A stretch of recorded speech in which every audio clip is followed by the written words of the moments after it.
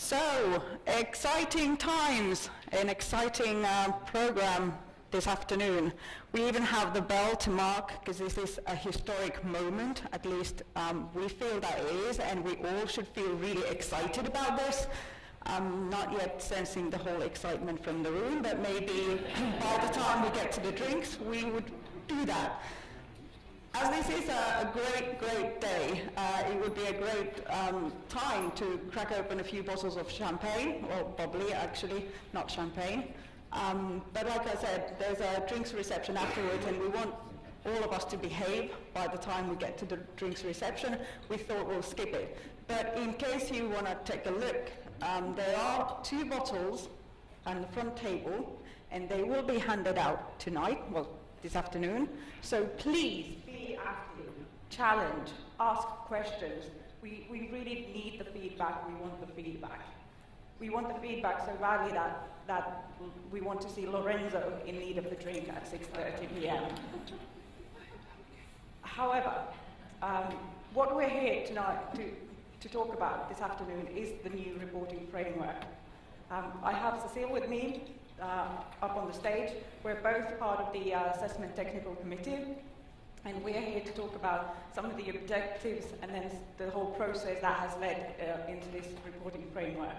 Then Lorenzo will be presenting and talking a bit more about the tool itself, and then have plenty of time for questions. And then we have a few of the signatories to talk about the why they feel the reporting is really important, and so on. So it's a really good mixed match of different speakers this afternoon. Well, to start with, I'd really like to talk about the objectives of the what was set out or given to the Assessment Technical Committee when we started the work. There are a few that I find personally very important, and those are that the reporting framework itself, it's a learning tool, it's a roadmap for development. It is a helping tool when we talk about these issues, responsible investment issues, with our stakeholders. But also, it's an accountability tool. It helps us to really show what we're doing, and it makes the PRI accountable as well, that it's not just an organization where people sign up to but not do anything about it. It's about assessing also what we do, what each of the signatories, how we do things. It's not to do with too much of, let's say, human viewpoints, rather than it's rather to do with how would I put it, in a sense that no individual can influence the scores, that the assessment is very sort of neutral in that sense. And transparency is also a very big thing. We, the investors, we ask the companies to be transparent about their actions. So it's about time we get transparent about our actions as well. But I'd like to give the floor to Cecile from Robeco Sam to talk a bit more about the process, how we got to this point where we are today, this exciting day when the documents are actually already online. The tool itself, or the reporting framework, will be online pretty quickly, pretty soon. So, like I said, it's all happening now. It's all happening today. Thank you, Hannah. I think absolutely we've reached a bit of a milestone today, and for all of us who've been involved in the assessment technical committee and the reporting technical committee, it's been a long road to even reach that point. I think for the PRI staff, even probably a longer road.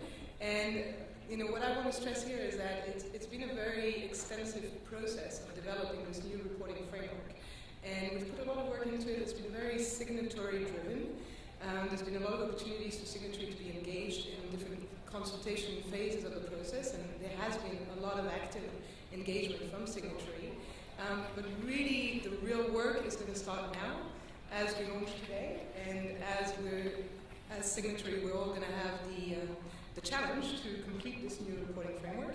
And it is still a pilot phase of 2 years, so there will be many more opportunities to provide feedback on some of the practical challenges associated with the new reporting framework. But I think it's worth stressing that it's a really milestone in the sense that they're really taking the next level here as an organization. And I think from a PRI signatory point of view, it's really going to be a very effective tool to help monitor our own performance, our progress over time, but also really identify where we can make some additional improvement. It's definitely something that we see in our work at Rebecca Sam. Also, when we run the Dow Jones Sustainability Index, we run a kind of a similar exercise with corporates, and we see that this forcing them to report more and more is also what's driving a lot of changes internally. So we're hoping that the new reporting framework will provide a lot of the catalyst to move in that direction. So just really by way of a reminder what we've been busy with in the last 18 months and how we reached that point before we pass on to Lorenzo, who's going to run you through the actual output of the last 18 months or so. Essentially, we had a first draft of this new reporting framework that was created by a group of expert practitioners, so it wasn't just derived out of the PRI Secretariat. This first draft went for a consultation period where we had about 260 plus signatories that provided feedback on that initial draft. Then on the revised version, we did a pilot year where 360 signatories actually took the pilot and tried out this new reporting framework and what it would mean for their organization. Again, that provided another round of really important feedback. We had, I think, out of the 360 signatories, an overwhelming majority of people that found the new reporting framework to be very useful. I think some 70% were highly supportive of it. And amongst the other 30%, some were neutral and some were quite critical of some of the aspects. It is a difficult exercise, it's quite challenging. So they provided a lot of feedback into the PRI Secretariat as well, into our different committees. And a lot of that critical input has been really taken seriously and considered and incorporated into what is now the version that we're launching today. But as I said, it's not the end of the story, it's really only the beginning of the journey. The pilot goes live today. And over the years, there's really an opportunity to help improve it and also reflect some of the concerns that might be around. So with that, I will hand over to Lorenzo, who can give us some more detail on what exactly we should be expecting. Thank you.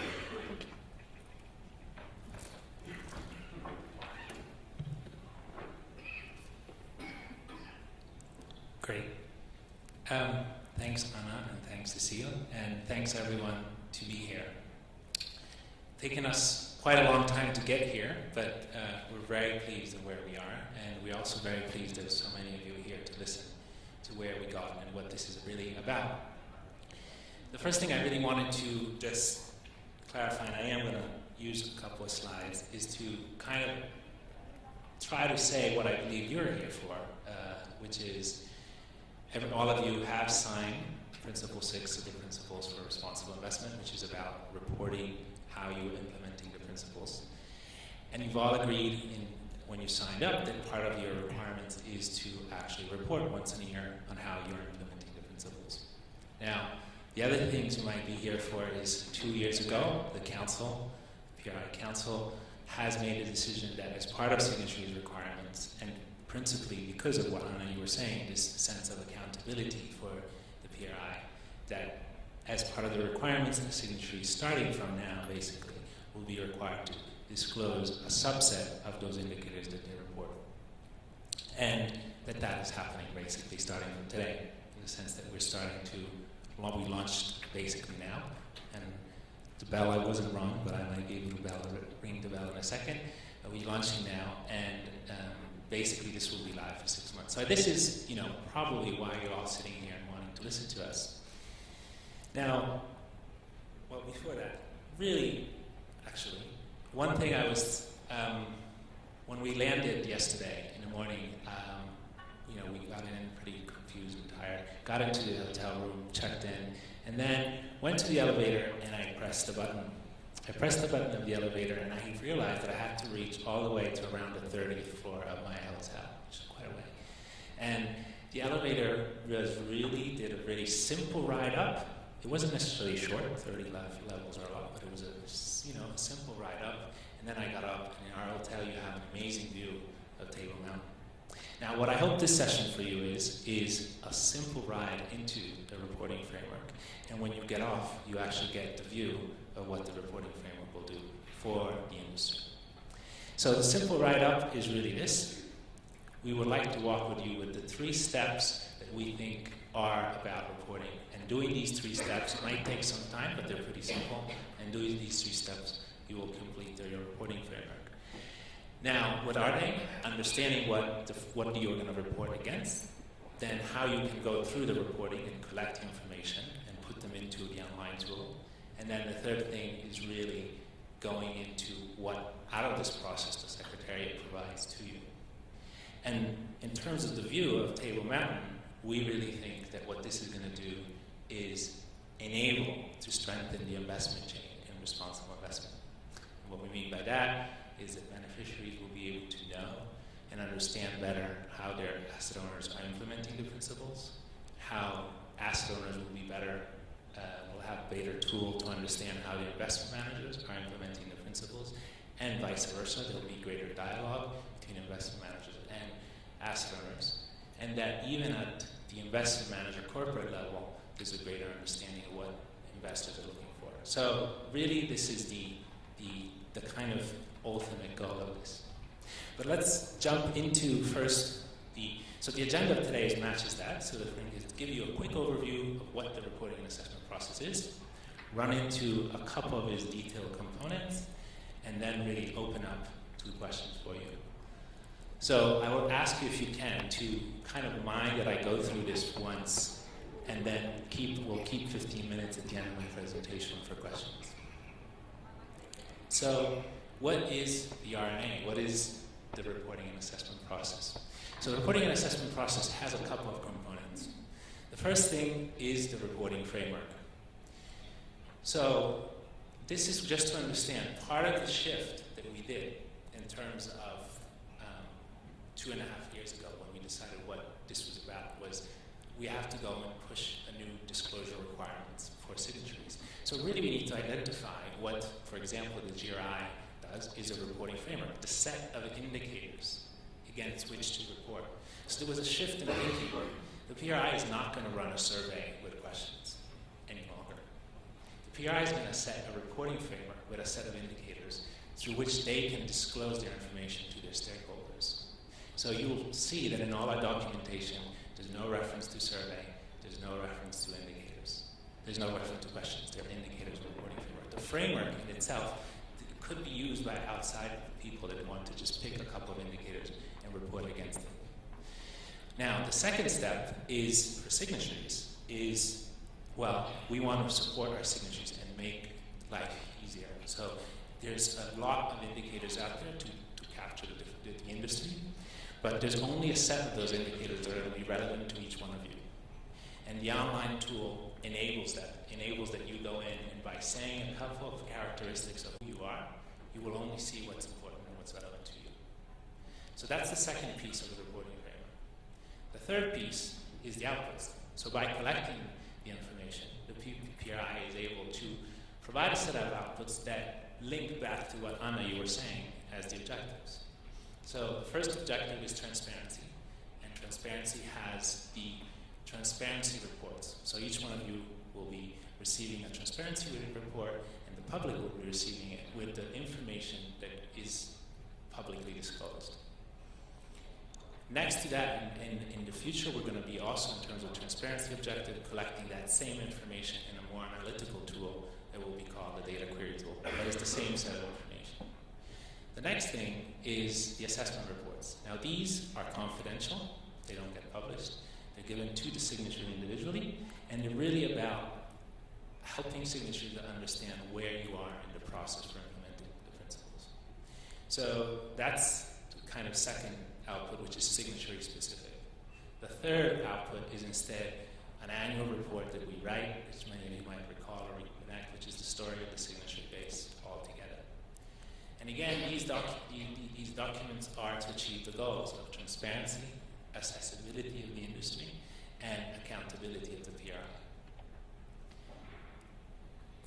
So when is it happening? So as I mentioned, it's happening now. It starts today. And and you'll have all of the material to start preparing. The online tool will start shortly, and at the end of March, this will close. So you'll have 6 months to report against the PRI framework. This is possibly one of the first things that if you have joined and participated to the pilot, you will realize is the first change that we did based on feedback, where from 2 months we went to 6. By the way, can I ask a show of hands? How many of you have participated to the pilot? Okay. So it's a pretty decent split.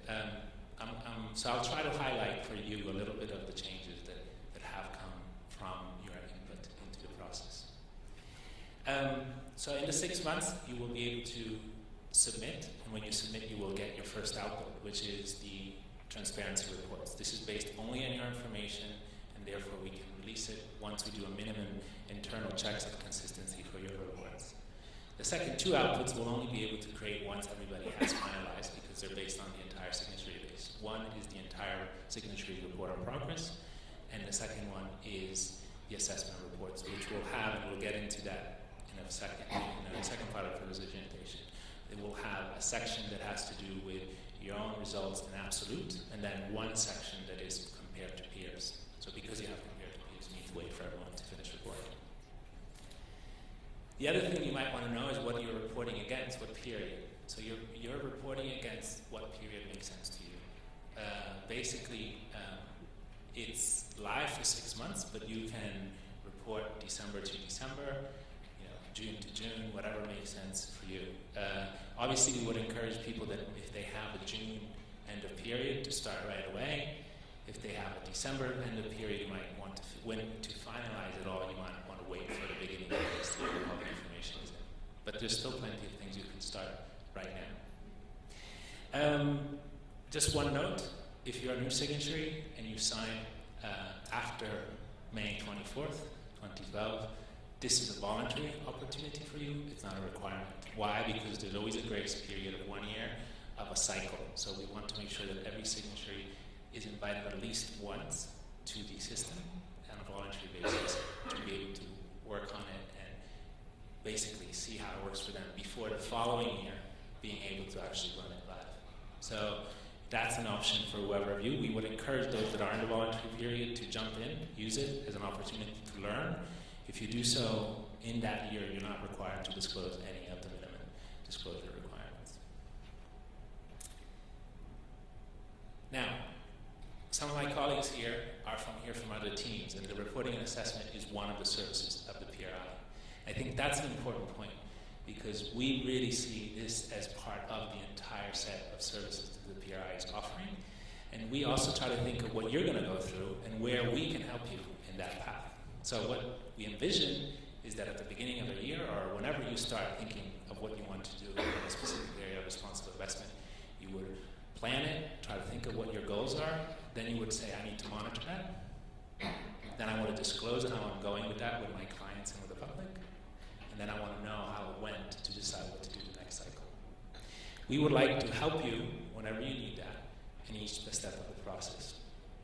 So basically, the clearinghouse and the implementation support team and some of my colleagues are here today do an amazing job providing you with some of these things. If you're a signatory and you start and you want to know how can I write up a first RI policy, there's guidance from the implementation support team. You want to know how to improve, or put together an engagement, a collaborative engagement, we have that. We have a document of that. We have aspects that go more into detail in different asset classes. Again, check the Exxon and the implementation support team. Another thing, we have a mentoring program where if you want to be able to work with your signatories on mentoring, you'll have that. So quite a lot of things available from ours. And then once you make your pick on any of these things, then you can start monitoring your process, and the reporting framework is there for that. And then with the reporting framework, we, by collecting information and giving you a transparency report, you have the possibility to share that with your clients and beneficiaries. And then at the end of the year, you have the possibility to see how you improved, use the assessment report to then start your cycle again. So that's how the products of reporting and assessment fit within the PRI. So this was the overview.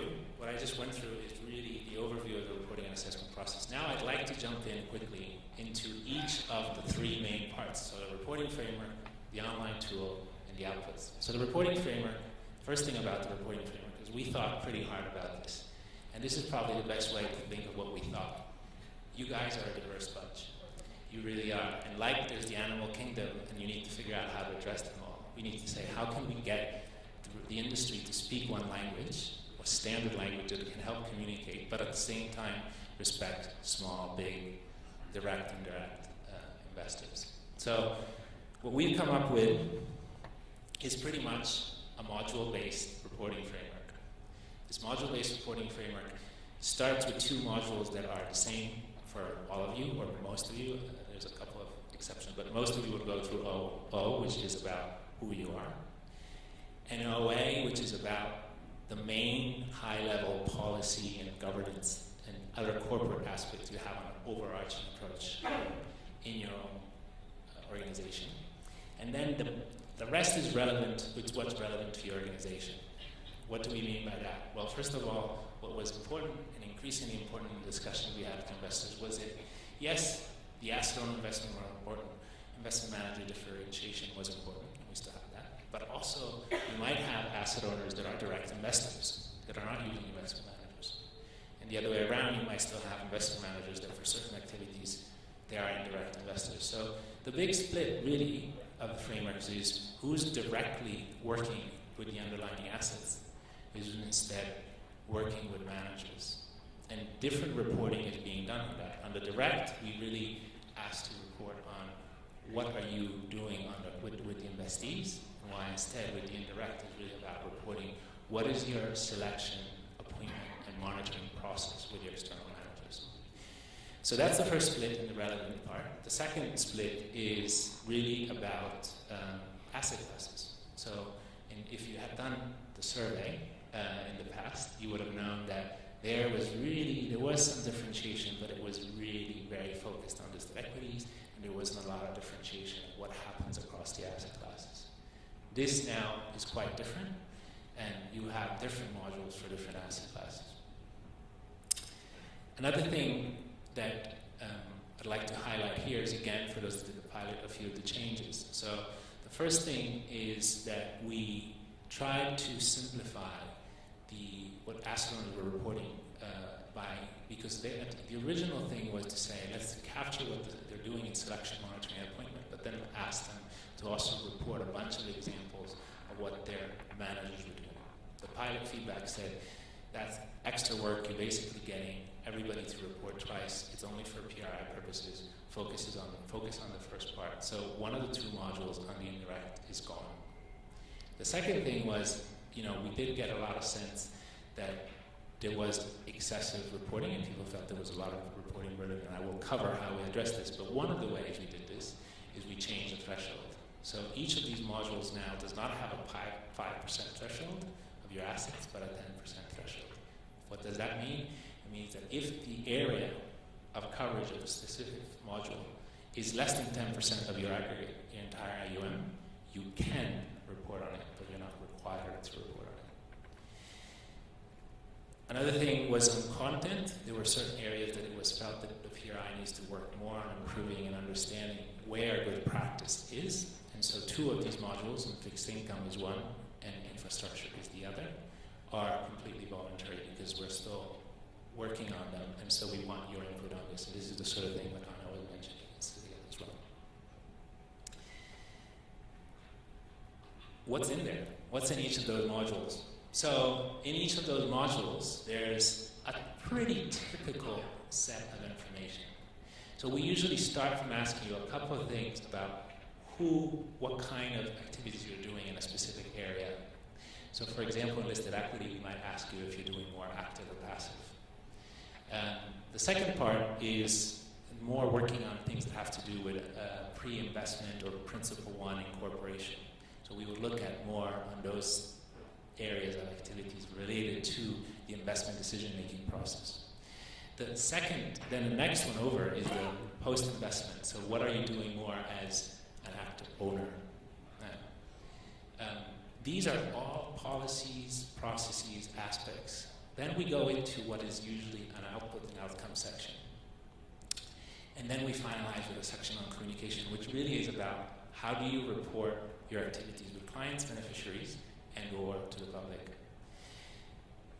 The thing that I'd like to highlight here, because some of us have asked us, is how did we get to this setup? And I think what's important to highlight here is that on outputs and outcomes, if we had been able to identify output and outcomes, probably more so as an industry and agree on them, that would have been a bigger part of the framework. But in the discussions we had at the ATC, there was a sense that that was an important area of work, and that was the direction of travel, but that the industry wasn't there yet. So we started putting a few of those down, but we still feel that a lot of those indicators are in discussion, and so they're more voluntary indicators, and there's more areas where you have free text to describe.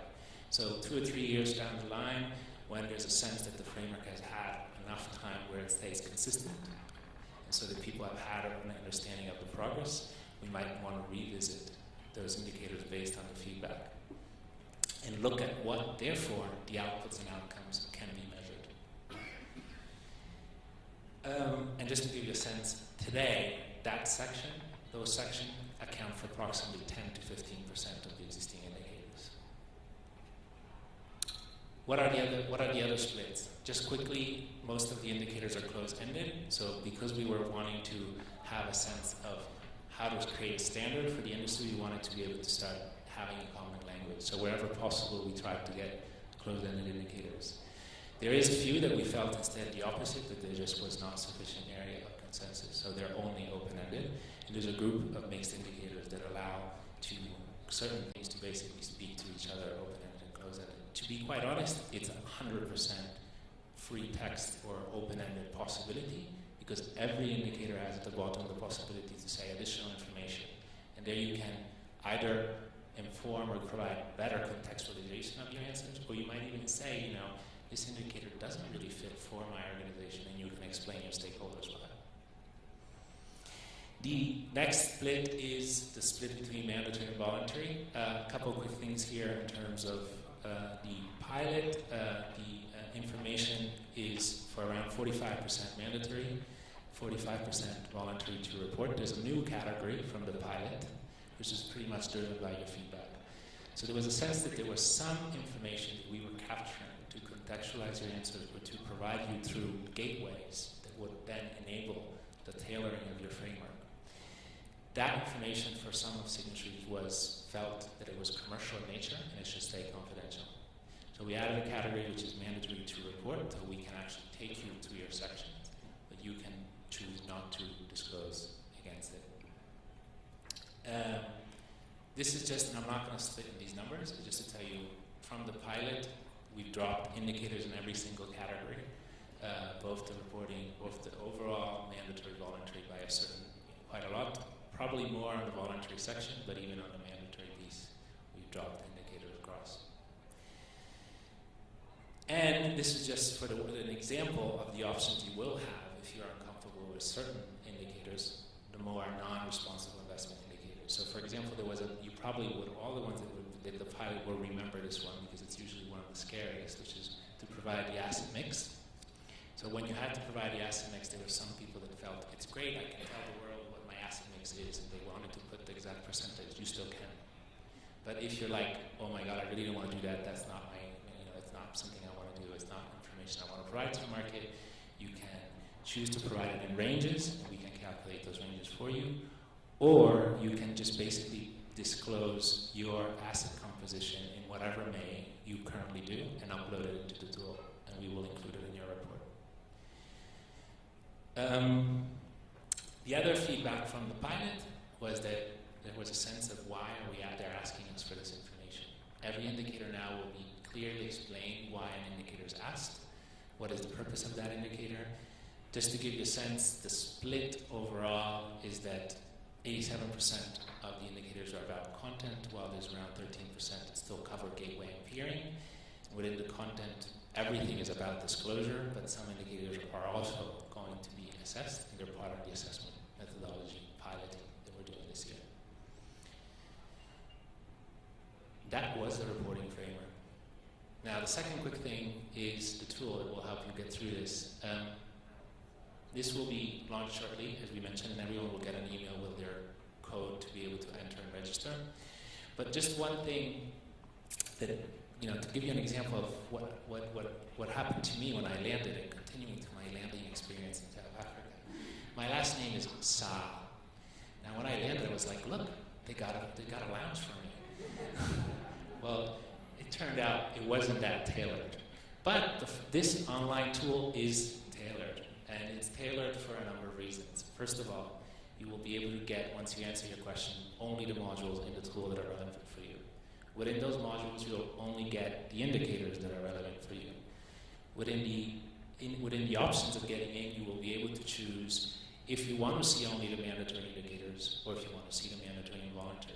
You'll be able also to choose if you want to just say blankly, I'm not going to disclose anything but the mandatory indicators, or I'm going to disclose everything but the mandatory indicators. The framework also provides a possibility, and some of you in the pilot gave us this. I want to see how many indicators there are in the tool, while others I don't want to see any of them. So now you'll be able to choose between seeing those indicators and seeing how many are coming, potentially, and how many. And those that instead don't want to see it will have that all hidden. Last thing, but this is coming in a bit, is we are testing, and it's not live yet, but we will be testing how this works with other languages, and the first tailoring option is Japanese. So none of you, or not many of you, seem to be catering that market, but we'll hopefully be able to help you in that.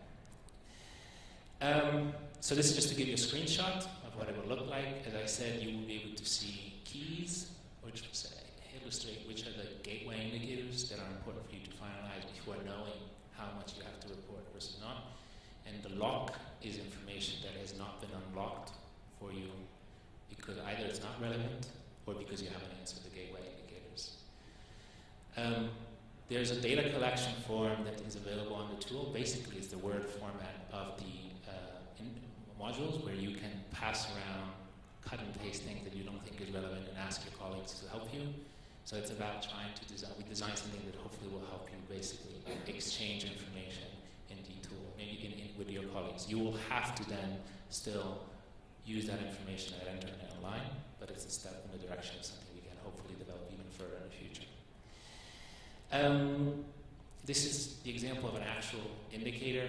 I won't go into too much details, but just to tell you, you will know if it's mandatory and voluntary. You will be able to pick if you want to disclose that specific indicator or not. You'll have, there's even these buttons. You'll be able to know if you can actually use the explanatory notes. You can click in there and it will tell you what more information of what that indicator is about. If it's not clear to you, hopefully there's enough information there to clarify what that indicator is asking. You'll have a mix of open-ended and closed-ended information, and on the side there's something that helps you understand where you are and how much you have finalized and how much you haven't. So this is about the tool. Now the last thing is the outputs of the reporting framework. So beyond the reporting, the report on progress, which is our annual story, and beyond the data query tool, which we're still working on, the two outputs that are signatory specific, that are for you, are the transparency reports and the assessment reports. So the transparency reports is, again, one of the places where we listen to your feedback. So a lot of the feedback that came out, interestingly and surprisingly to us last year, was that we did too much. In other words, we had taken the information received, and we had tried to create graphs, tried to shorten the information to make it really crisp and kind of like a really sharp, off-the-shelf report that you could give to others. We also had tried to select a set of information to include in an executive summary that would make it shorter. And the feedback was, we want to provide most of the feedback was, yeah, they're nice, but a group of signatories said we really want that information to be provided to the public as we have reported. So for now, the only output that we're doing this year is really kind of providing you with whatever you report in a standardized form, the same similar approach for every signatory of that information. But it's not re-elaborated in any way. It's your entries into the tool. this is the reporting. These are the transparency reports. The other document is the assessment report. So again, just a couple of important lines. It's confidential in nature. We don't plan to disclose this. Especially this year, the first year of pilot, we ask you not to disclose it in the sense that it's really about us working together to make sure that we are giving you the appropriate feedback of how you're progressing or not. And a couple of other characteristics is really the thinking behind this was this is a learning tool for you and a dialogue tool. And to do that, it's not about showing, a score that represents everything, but it was really thought bottom up. How can we show you and help you where are your strengths and where are your weaknesses? So some of the characteristics, and this is again a methodology that we're testing with you, and we will see how this works. The methodology is, I would call it kind of bottom up. So the first thing is on an indicator by indicator basis, you'll have the possibility to getting from 0 to 3 stars.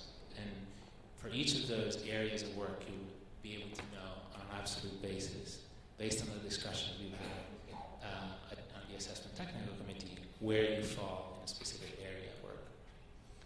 You will be able, not this year, but in the future, also to be able to see how you've improved or not on that specific area of work from one year to the other. That's on the indicator basis. Within each module, then we have sections or subsections. So for example, it's a bit hard to read here, but in the overarching approach module, which is about your general approach to responsible investment, we have policies section, we have objective and strategies, kind of when you set them section, we have governance and human resources section, and we have a section that basically is about how you work with other associations, and finally, if the information is assured or how is your information produced and checked. So each of these sub-area might have one or more indicators, and these in the second kind of output, which you'll get, is you'll get a positioning of yourself against the median on each of those sections. And then the final level is putting together a module level assessment. So two things about this. We don't go beyond the module level. At least this is what we're planning on doing in the pilot. In other words, we're not going to say, oh, you as a signatory on an aggregate level get X. No, we're going to say, in direct listed equities, you have done a certain amount, and you've done well or not.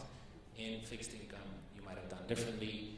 And in your indirect activities, you might have done differently. So the idea is to give you a tool that really works more on your areas of activities and doesn't bring it up together, because some of the feedback in our previous scoring methodology was when you bring things together, you might reward asset mix versus activities.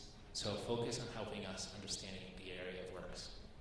So that's that. The other important point of the assessment methodology is that we don't plan to say you're 76% or you're 79%. It's really about positioning signatories in 4 buckets of progress.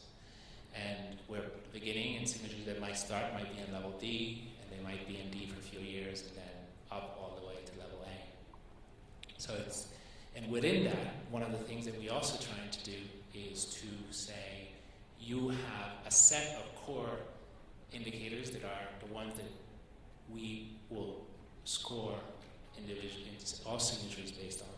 But then you have a section of additional, and that's the other category, additional assessed indicators. That set of additional assessed indicators is mostly matching the voluntary indicators.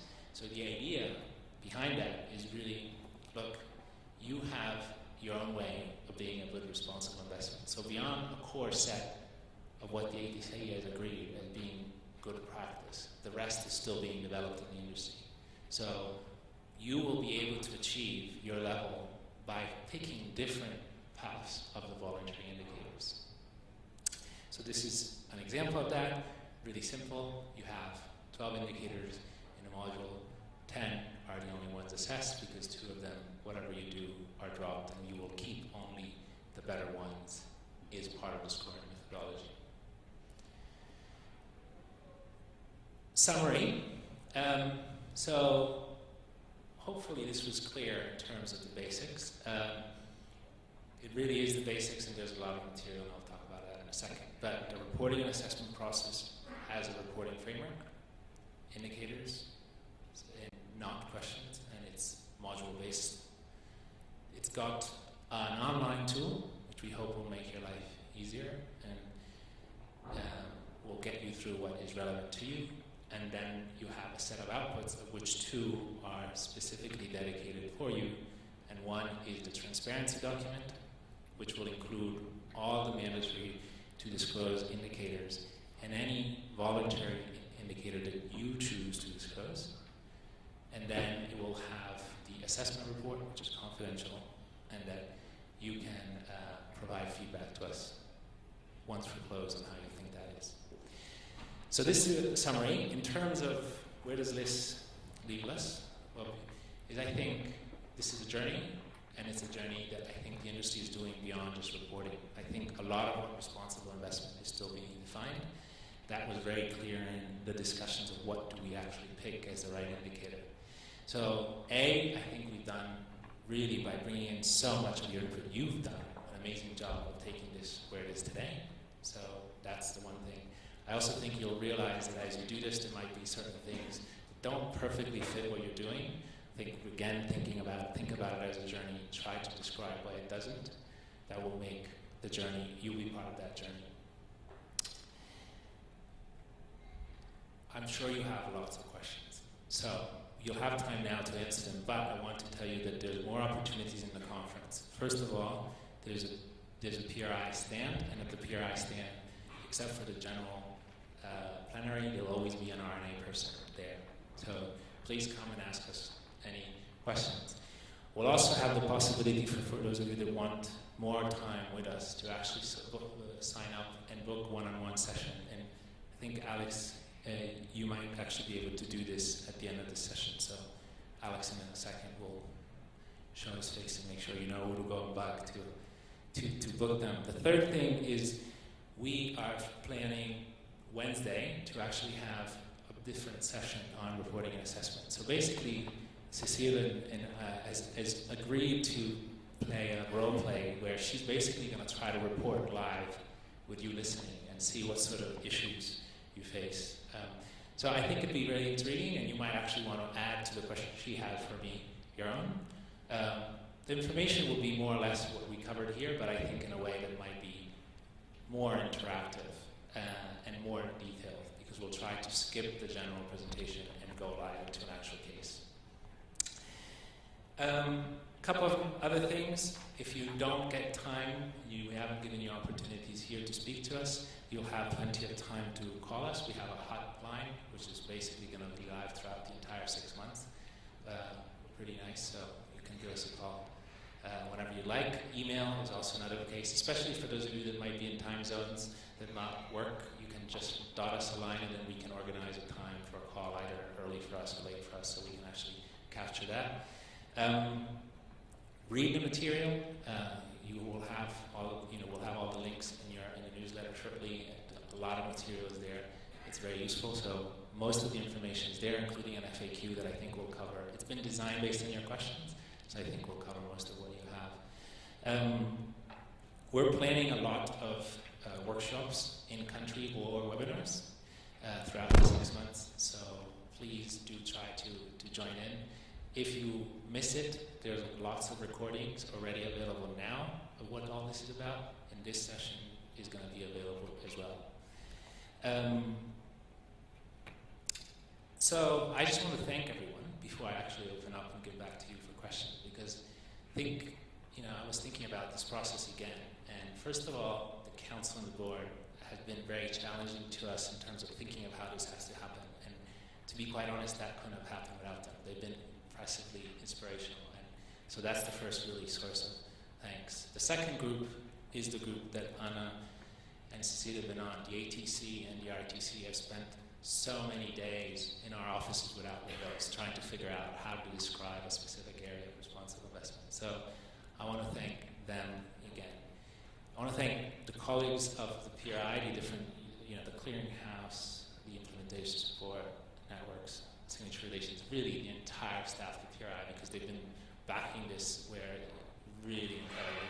So that's the thing. And the last thing, I do want to thank is my team, and like to get them to come up, because A, I'd like you to be able to know who you can speak to in these days, right? But also just to thank them personally, and so you have a name to face. So if the team can come up and just show their face. So here they are, and any questions you might have, please ask them. As you can see, there's only a piece, and Tizia in the back is another one which you can ask.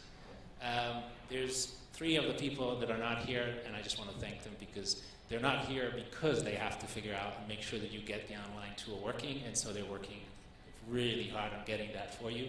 So ask us questions. Anna, please monitor, do this now for us, and thanks team for getting us here. Thanks.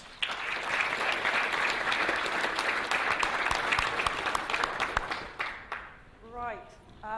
Like I promised, there is a couple of bottles of bubbly going to be handed out to the ones who ask good questions and challenging questions, and give good comments. I would like to say the last time I did give a bit of critique and challenging questions, I landed the spot of being the co-chair of the Assessment Technical Committee. As far as I know, the committee is almost finalized, so no worries on that one. This time around, there's only the rewards to be given out. But as the moderator of the session, I'd like to take the opportunity to get the first question in. And no, the first question does not get the prize, so I won't be taking the bottle with me. But considering all the changes that has happened with the reporting framework, I mean, we've gone from the survey and questions and responses to reporting framework and indicators. What do you consider, Lorenzo, as being the sort of like the best change and the best item in the whole reporting framework? And I think you're better standing out there because I know there's going to be plenty of questions from the audience, so you don't want to be running up and down.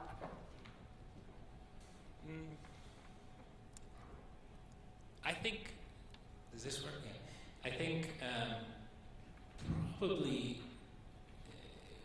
the discussions we had at the ATC was how much do we ask asset owners to report on what the investment managers do, and from the pilot, the difference between just asking for processes that asset owners are asking for managers in terms of their selection, their appointment, and their monitoring activities, but not go into the examples that were becoming so burdensome, I think has been one of the things that I've heard from most signatories to be more appropriate, because now it works exactly as the investment chain.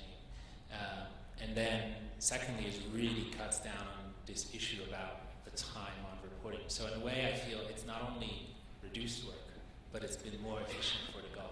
So that's I think my pick.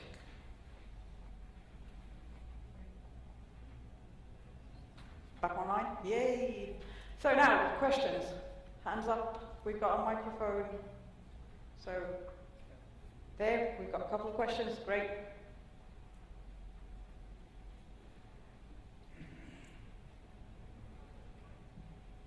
Matt Filosa from MFS Investment Management in Boston. Thanks for your comments, Lorenzo. They're very helpful. You mentioned in the assessment report that there will be a relative to a median score. Is that for all signatories, or there's an intent for peer groups to be set up for investment managers, either mainstream or ESG-focused investment managers? Thank you. Both. There'll be a bit of both. So in the module, first of all, the fact that it's module-based will imply that many of those that fall into a specific module are already a subset. So if you're investing in private equity, you're only going to be the one seeing the private equity. But then within each of those modules, the first peering will be based on everyone. But then, as mentioned at the beginning of each module, there's also some categorization of what specific area you might be doing. So in private equity, we might have, more venture capital approach and things. Those groupings, if there's at least 8 signatories within a group, will create a peer group against which you will be able to see your score against the other peers, but not know who's within that peer group, how they well, but the peer group's average or aggregate level. So you'll know where you position yourself within that subgroup, and that's where it stays.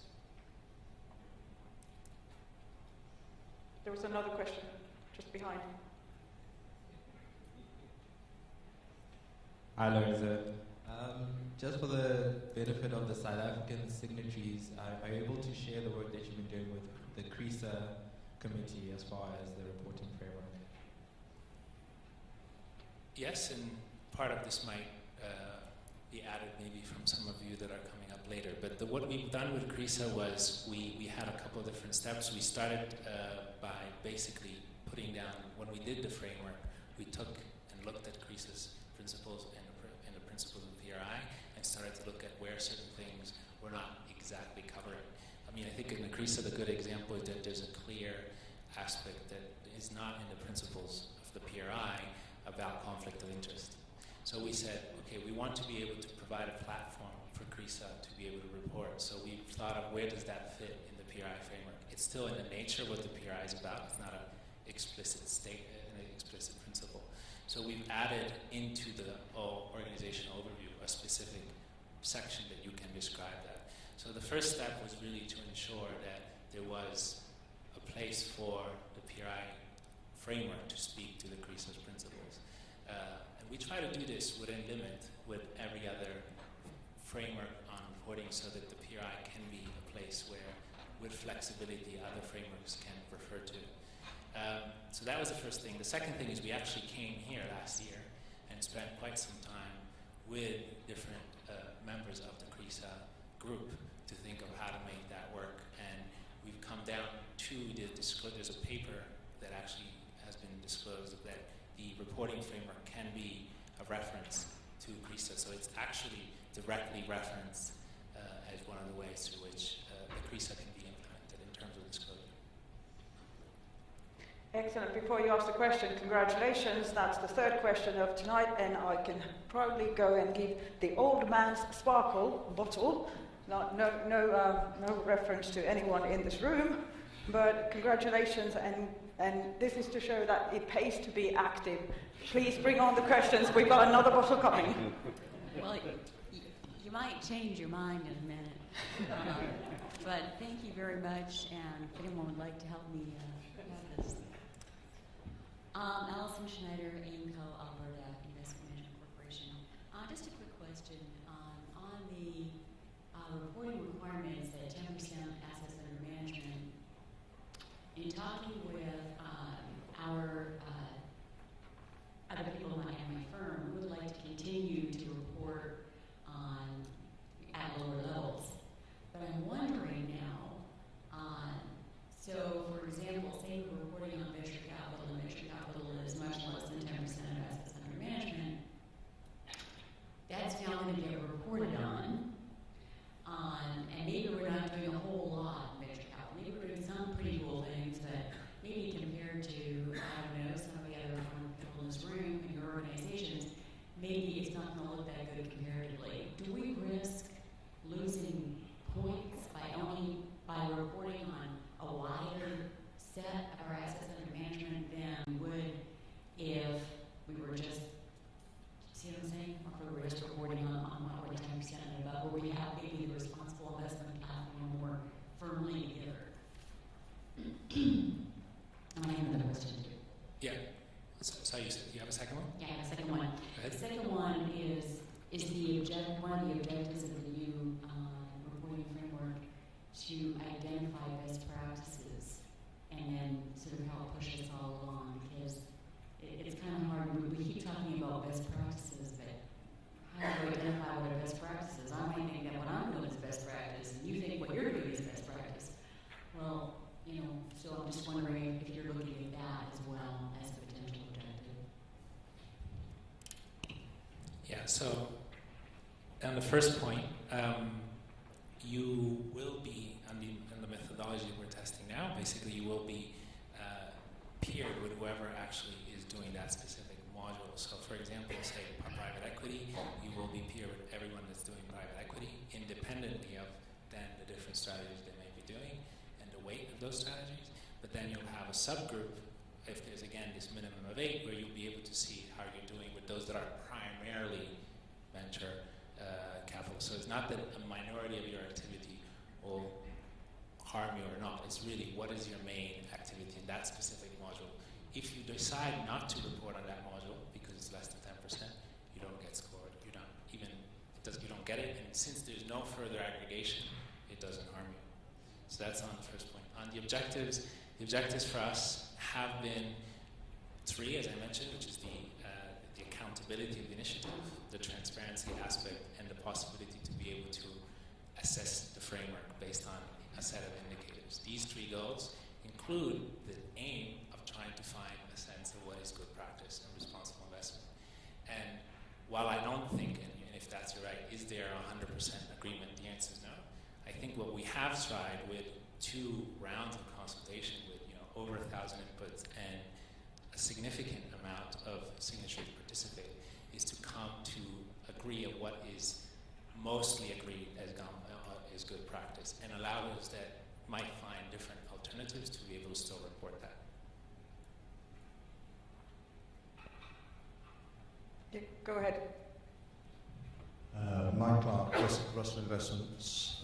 2 questions, a simple one, perhaps a harder one. Is the PRI committed to getting back to an annual cycle, so I guess the next one closing March 15? More widely on assessment, you've got asset owners, you've got investment managers. In some sense, the asset owners can input what they want from their investment managers. Have you begun to think of beneficiaries inputting into the process? Because one of the comments we hear is that investment managers do what their clients want. That's quite natural. Holding asset owners to account is sort of perhaps harder. So you consider the beneficiary input into what's expected of asset owners? Yep, so the first one, let me clarify and tell me if I answer. I think in terms of the reporting period, we plan to keep it always open in this same period, so from October 1st to March 30th. The idea behind that is though that you can report for what you think is appropriate for your reporting cycle. So you might choose December, March 15th, whatever is good for you. On the second point, beneficiaries have not been in itself sitting around the table. The Secretariat has tried to think of what information that asset owners are disclosing is useful for beneficiaries. We've discussed with the asset owners in the group to see what they're already doing to achieve that objectives, but we haven't at this stage included other things. You've got a question right in the middle.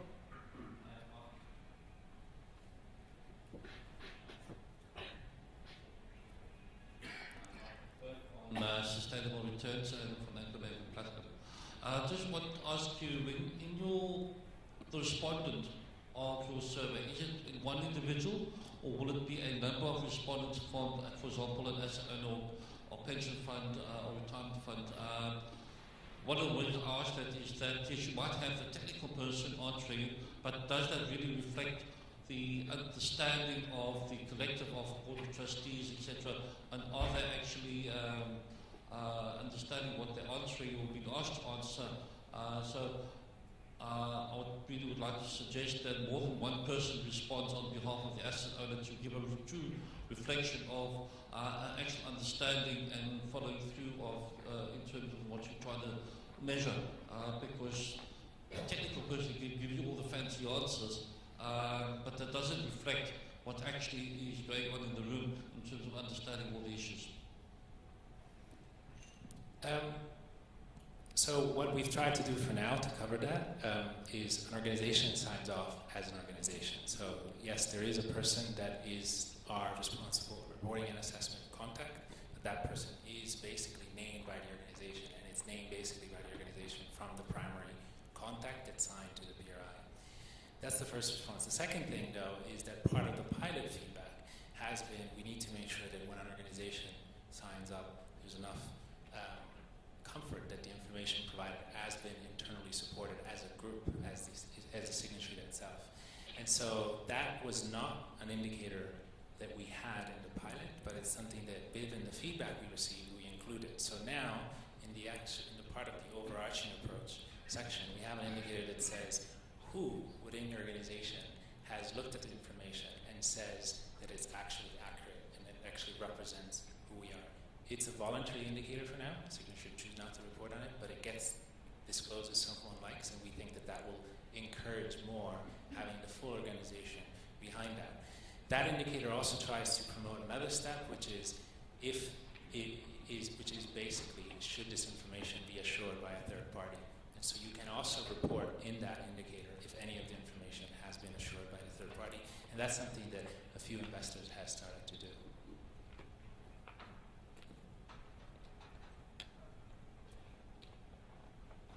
Is this working? Thanks. Lorenzo, just a question to you regarding future-proofing. I mean, obviously, as you mentioned, this is a moving target on some level, and perhaps there's going to be a requirement to evolve this reporting framework. I mean, we understand the difficulties of reporting in the first instance, so curious to hear your thoughts on, you know, your thinking about how this reporting process or framework might evolve in time, but being mindful of the fact that you still need to have year-on-year comparability. Yeah, so this is to clarify also basically on what Cecile was mentioning at the beginning. We are piloting for 2 years the assessment. We are not planning to change the framework for the next 2 years. The idea is we want to be able, and it was a huge feedback to us, to be able to provide at least for a few years comparability year on year, both on the framework and on the development of the assessment. That does not mean that we're not going to collect feedback on it, and it's not going to mean that, you know, we will have a database of feedback. And by the way, the online tool provides an option to do that, to actually be able then, down the line, through the steering committees that will be in place with the Secretariat, to say, okay, when is it appropriate at this stage, and when is the cost of keeping this still